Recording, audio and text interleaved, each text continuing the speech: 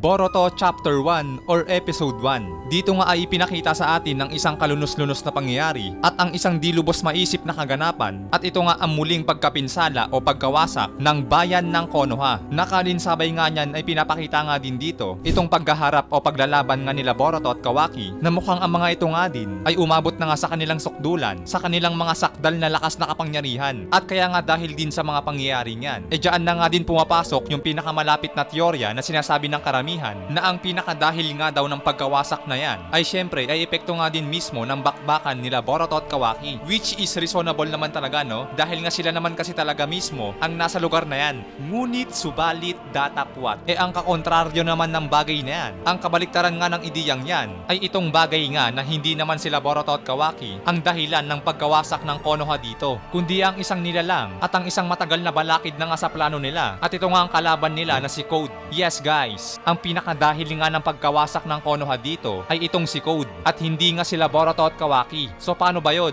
So ganito lang yan mga parikoy, makinig lang tayo na mabuti. Bago nga muna tayo dumapo kay Code, umpisahan na nga muna natin sa logic na itong si Boruto at Kawaki ay ang mga pangunahing karakter dito na nagmamahal nga kay Naruto. So alam naman na natin yon mga parikoy, matagal na, di ba? So ngayon, kung ano nga yung gusto at kung ano nga din yung mga layon at kung ano-ano nga ba din yung mga mahahalagang bagay kay Naruto, basically guys, ganun nga din dito kila Boruto at Kawaki. Katulad na nga lang din nito na kung papaanong minamahal nga ni Naruto at pinahahalagahan ang proteksyon at kaayusan sa bayan ng Konoha. So ngayon mga parikoy, nauunawaan nyo naman na siguro o nagkakaroon naman na siguro kayo ng ideya sa ibig nating sabihin dito na simple lang naman na ito ang si Boruto at Kawaki. Sa tingin nyo guys, gugustuhin ba nilang mawasak itong bayan ng Konoha? Do you think mga pare na okay lang sa kanila na mapinsala nga o mawasak at madamay nga sa kanilang bakbakan itong kanilang bayan na Konoha? Sa tingin nyo ba, papayag silang dalawa na mawasak o mapinsala ang kanilang bayan nang dahil lamang sa kanilang personal na alitan? So basically,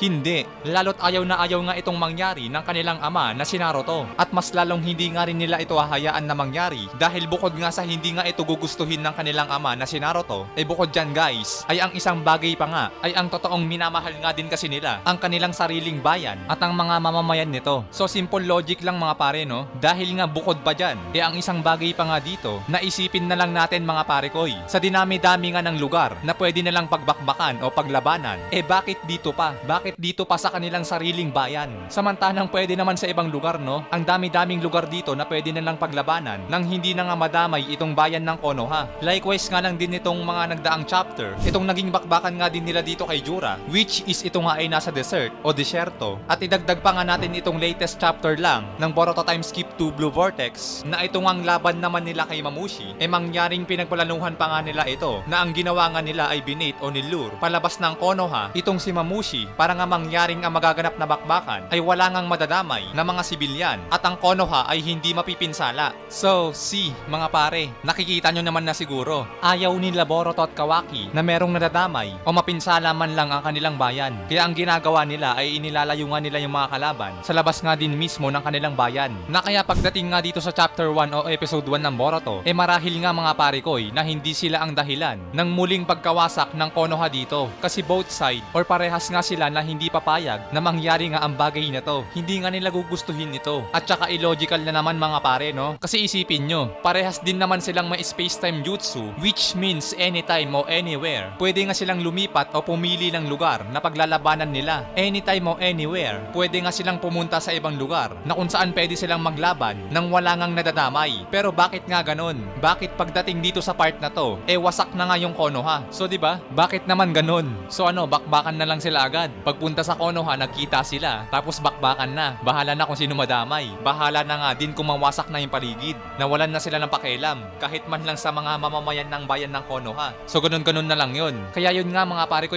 illogical pa rin. Na kaya ibig sabihin guys, sa pangyayaring yan, masabi nga din natin na may someone na gumawa nito, na bago pa nga magkaroon ng alitan dito sila Boruto at Kawaki, may someone na nga nasumira nito o nang wasak bago pa nga maglaban dito sila Kawaki at Boruto. At kaya nga dahil din dyan, dito na nga din pumapasok yung sinabi natin kanina na kanilang kalaban, at ito nga ay si Code. So ngayon, dako na nga tayo dito kay Code mga pare. Bakit marahil na siya nga ang dahilan na kung bakit nawasak nga itong Konoha? So ganito nga yun mga pare ko, common naman din sa atin ang ideya or ang isang bagay na ito ngang si Code ay talagang may galit or may matinding sama ng loob loob kay Boruto. Nakatunayan pa nga kung maaalala nyo, sa mga nagdaan, nangyaring sinabi pa nga nitong ni Code na mula umpisa nga daw at hanggang sa wakas ay si Boruto nga ang sinisisi niya at si Boruto nga din daw ang may kasalanan sa lahat nga ng bagay ng mga hindi magandang nangyari sa kanya, na kaya papatayin nga daw niya si Boruto, nasisirain at wawasakin nga din daw niya ang lahat ng tinatangkilik nito, pati nga daw ng mga mahahalagang bagay kay Boruto. Ang Hokage na si Naruto, mga kaibigan ni Boruto, at pati nga daw ang Konoha ay wawasakin nga daw ni Code.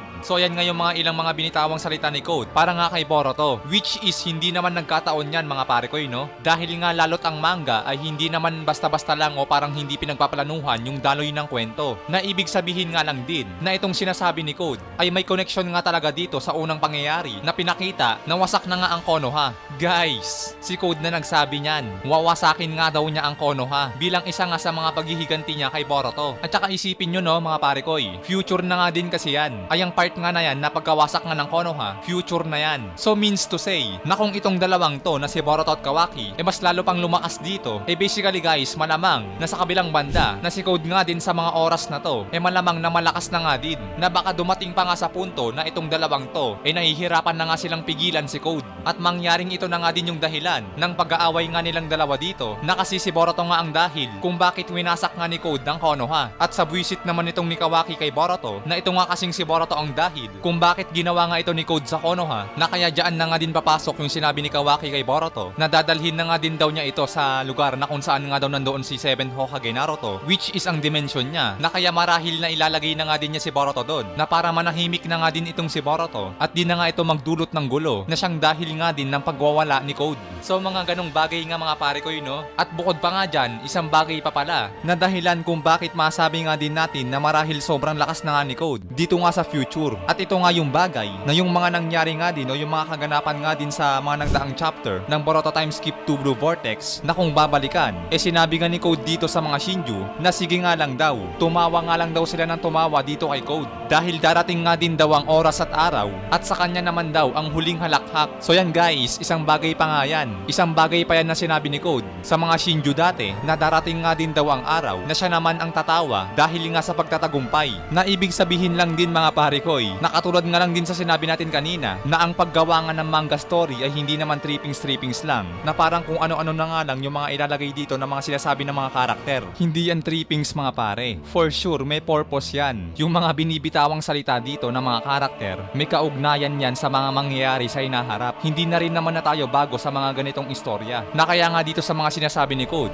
mukhang pinapakita nga din dito na sa bandang huli, mukhang mas lalakas pa nga talaga si Code, na kumbaga parang sa laro, yung tinatawag natin na late game. Pagpasok ng time skip, kinokotong-kotongan nga lang si Code dito. Nagmukhang kulangot itong si Code dito kay Base Boruto. Nagmukhang parang batang pinangangaralan, na kaya nga dahil din dyan, ayan nga din yung magsasabi na mukhang babanse nga talaga si Code sa late game or in the future. Kaya sakto nga lang talaga yung mga sinasabi niya na yung mga galit niya kay Boruto na siyang dahil nga na nangyari sa hinaharap na pagkawasak nga rin ng Konoha. At kaya yan nga guys ang ating talakayan for today's video patungkol nga dito kay Code at sa mga kaganapan nga sa hinaharap na marahil na si Code nga din ang dahilan. Pero katulad nga lang din ang sinasabi natin mga parikoy, kung may naiisip kayong mga ideya o mga teorya o analysis na maaari nga ding sumuporta sa opinion natin or ideya na maaari nga ding maging kontraryo sa opinion natin, comment down below nga lang mga parikoy sa ating comment section dyan, at para malaman nga din natin yung mga sarili nyong opinion patungkol nga sa bagay na to, na kung ano nga ba yung pinakamalapit na bagay na magsasabi at magpapatunay sa teoryang ito. Hanggang dito guys, maraming salamat sa inyong panonood. Keep safe palagi, sana nag-enjoy kayo. Anime Tagalog Talakayan nagpapaalam.